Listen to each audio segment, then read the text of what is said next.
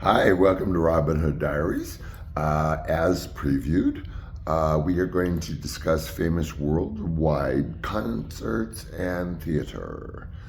More concerts and theater because those are the fun parts. So, what I'm going to do is take you from the West Coast, LA, and move you all the way across the country and then over into Western Europe and then over all the way to Austria. And we're going to talk about some really cool concerts and theater. So, I think the most exciting one for y'all is the Grace Jones Experience. Now, she played at the Hollywood Palladium, very famous, unbelievable architecture in Hollywood, in November of 1981. I was there. Now, that Grace Jones concert, the one that where you YouTube and it's all the original of her walking up the stairs and the clones and the blue background, the one that you always bring up. Well, I was there. I was it was festival seating. So anyway, it was pretty close. I'm telling you guys, what you see on the video that I saw live for the first time just like was life altering. Okay, I'm there. See, everything that you guys are used to, you guys, that you're used to is these images, her going up the stairs, Liberty Tango, the gorilla suits, the clones, her gorilla suit. Well, I was there, and you can imagine the religious experience. And here's the thing: we didn't know any. Like, you watch it and you expect, oh, here's the part where the clones come out. Oh, here's the part where the gorilla head comes off. We didn't know that. We didn't know that. So I'm at the Hollywood Palladium with my elegant friend girl, from high school that I loved immensely.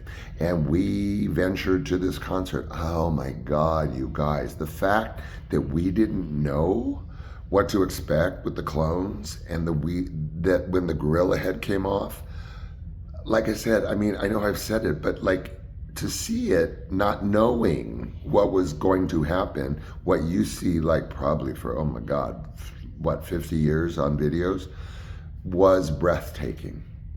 The clones come out, you're completely discombobulated. Which is her? Are they all her? Or none of them her? And they're doing their thing, as you see on the videos.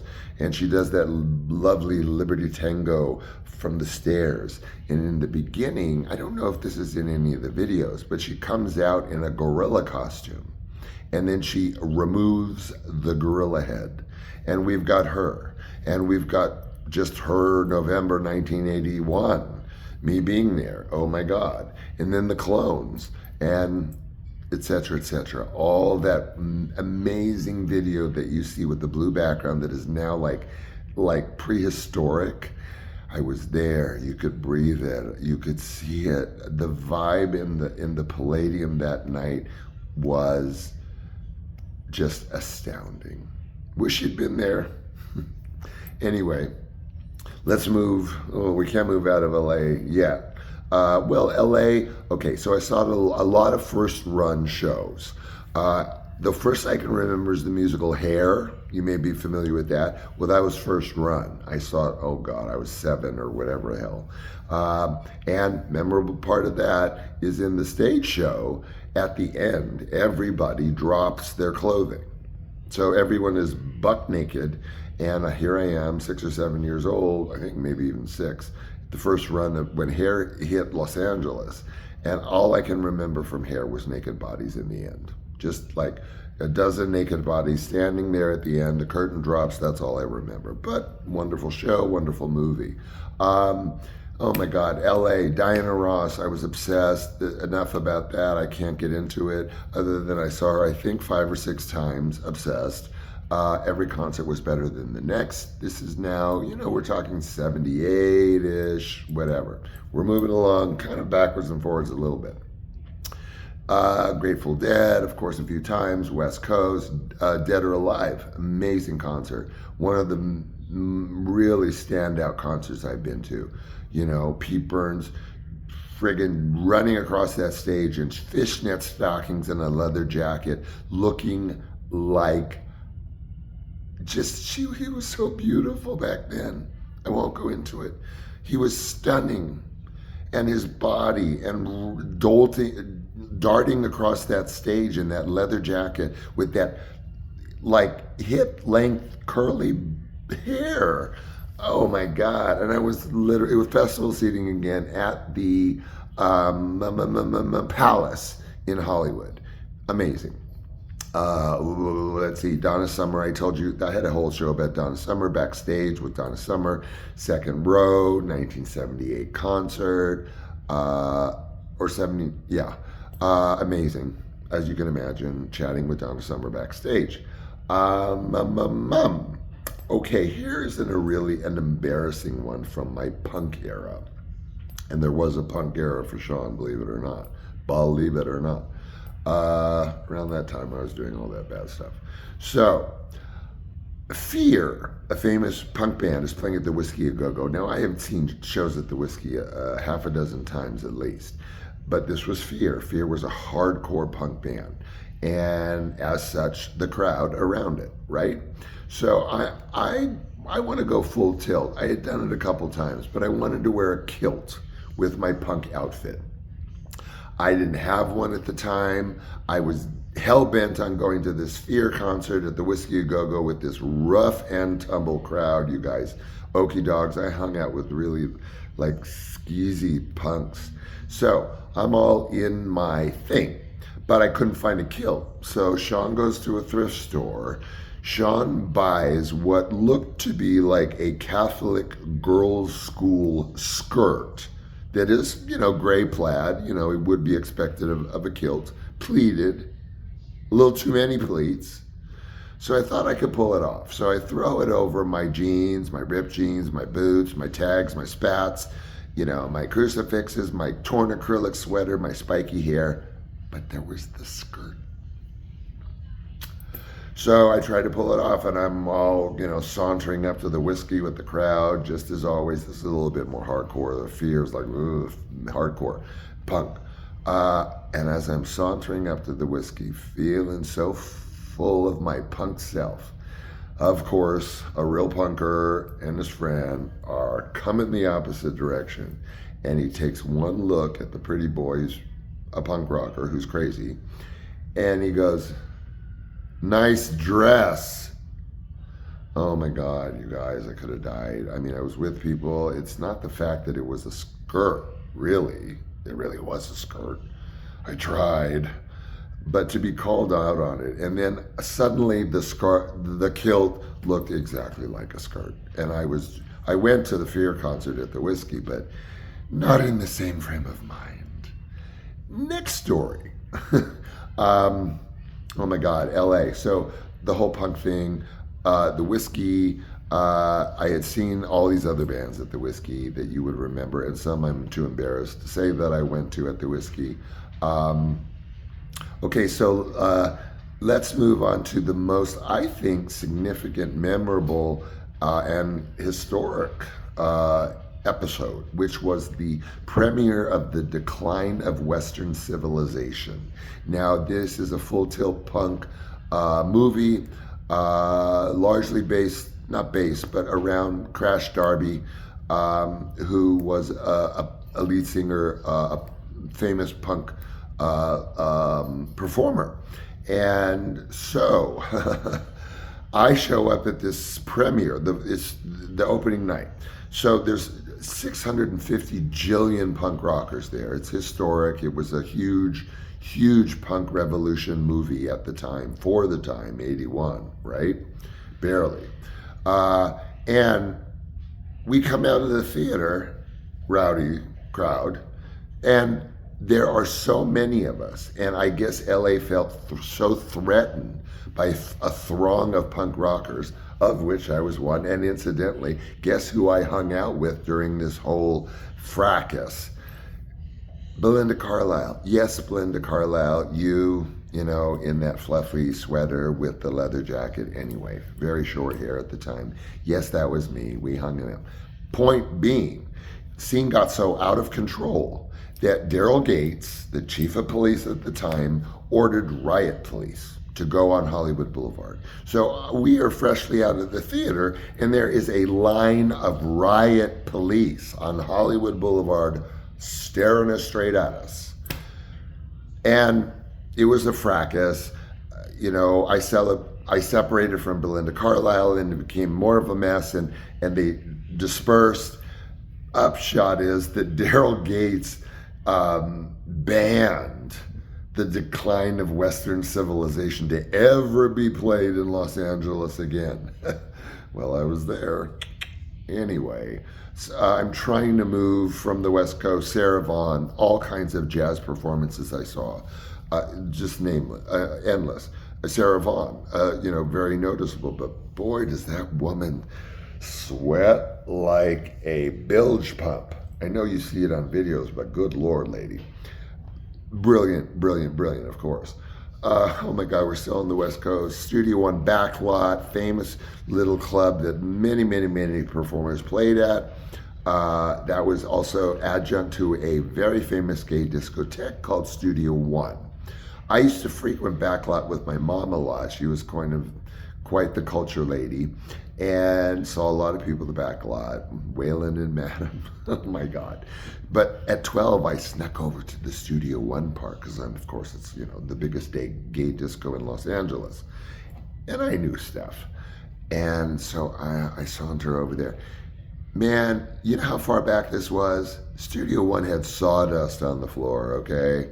Like a country bar. I'm not kidding you, dance floor, friggin' sawdust, scattered. So let's just say it wasn't the same Studio One back then, but the Backlot was amazing. Oh my God, are we still on the West Coast? Let's move along. Okay, so let's go to New York. So that was mostly shows. Concerts, I saw a couple, but I was mostly into clubs. Pyramid, couldn't get me out of Pyramid in Lower Manhattan. But New York was full of Broadway. So Broadway, yes, I saw Sweeney Todd. I saw it opening night. I saw it second row right, stage left, with, of course, Angela Lansbury and Larry Carreyrou and the whole shebang. Unfrigging believable. The opening night of Sweeney Todd with Angela Lansbury. Oh, frig, that's never going to leave my mind. New York, Broadway. Let me think. Oh, Whoopi Goldberg. Okay, so this was again early 80, I don't know, whatever, 83, whatever, 84, whatever. Whoopi Goldberg was a complete stranger. Okay, I mean, like nobody, you could run over a truck, they wouldn't know who the hell she was. But she suddenly, almost overnight, became all the rage on Broadway. Really falling out of the sky, overnight rage. So, of course, I had to go to Broadway to see her. And I was there, not opening night, but she was full tilt sensation by then. Oh my God, Manhattan was going crazy. And I saw her. It was a one-woman show. She didn't move. She stood in the same place. She would flip her t-shirt over for a different hair. She'd take it off for a different character. She'd put this on for a different character. And each character was completely different. She did urban. She did Valley Girl, Beach Girl. I mean, it was unbelievable. It was so unbelievable that I rose to my feet the minute it ended and was cheering Brava at the top of my lungs. And she had a 10-minute ovation. So really very memorable. Let's move to Europe from Broadway. Well, Paris. Let's start in Paris. Paris, there was an infamously famous club called the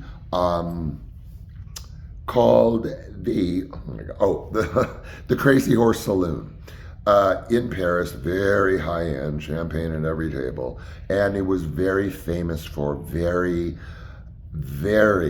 classy, eclectic, extremely hyper creative burlesque. Pin Paris, of course, French. Well, the first love of my life, John Brockelmans, and I had a summer in Europe together. That I can't tell you about because that's an entire chapter of my book, and I think it is actually one of the most beautiful chapters of my book. Point being, we had to go to the Crazy Horse Saloon. We weren't idiots. We had to go. You guys, it was like walking into that club in Cabaret, that kind of like low lighting and like 1920s, 30s feel. Lighting, champagne, and then the show, the infamous Crazy Horse Saloon burlesque show. And it was kind of like Radio City Music Hall in terms that there was a chorus, for lack of a better word, of performers, burlesque performers. But this is not like the burlesque that you're used to. This is like take Galaxina and mix it with some other whatever. Cropped, bucket cut platinum wigs and wildly kind of weirdly futuristic outfits and half outfits and no outfits. Unbelievable. No longer there. Glad I saw it. So why don't we round it up with furthest east, which would be Vienna, Austria. Vienna, Austria is famous for the Vienna Opera House. Hi, darling. My baby girl shaking her tags. Very famous for its opera house. One of, I think, the, if not the most famous opera house in Europe. Vienna Opera House. Let me give you an idea. The friggin' thing over the stage, like the whatever, like over the arch over the stage, solid gold. Oh, nothing. Unbelievable opera. 3 and God knows how many hours. You gotta love opera. And I can't even describe the interior to you guys. It's like everything. It's like statues in gold and everything you can imagine. Gigantic.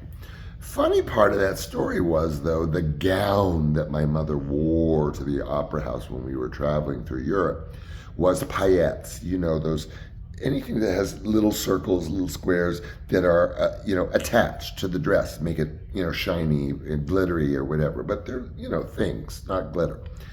And this gorgeous gown that she wore to the Vienna Opera House. We return home and lickety split within months. My mom, Einstein, puts her ashtray, she doesn't smoke very much, in the garbage bin next to her bed and leaves the bedroom. So I hear smashing hot glass of a slider blowing out the window. I run in there. She's already grabbing the hose. It was a big fire, not too big, but big enough. The water's not working. It's still smoldering and flaming. Guess what I do? I run to the closet. I get her amazing, astounding paillette gown that she wore to the Vienna Opera House, and I doused that MF with that dress and put that fire out. It was torched. There were no more paillettes left. It was ashes, but the damn fire was out in the bedroom. In the bed. It was actually in the bed. It had spread to the bed. So, Vienna Opera House, amazing, gold, everything you can imagine. And then, yes, beautiful Vienna Opera House gown, tossed on a fire, in a bed to put it out. Oh well, whatever. Oh boy, you guys, I don't know what else to cover on this. We're already kind of pushing it, but I moved you from LA, Grace Jones and all that stuff. And so many other concerts I saw there. Broadway, not as much of the concerts as the clubs, and then of course the 2 Broadway shows, and then into Paris. Unbelievable. And on top of the amazingness of the Crazy Horse Saloon, there was a lot of puppy love going on. We were only 15, but then it was Europe, so whatever. You can do anything at any age. And then of course to Vienna. So I hope you enjoyed tonight. I hope I stayed true to form, as I always try to. Give you the teaser, give you the preview, and what you see is what I told you to see.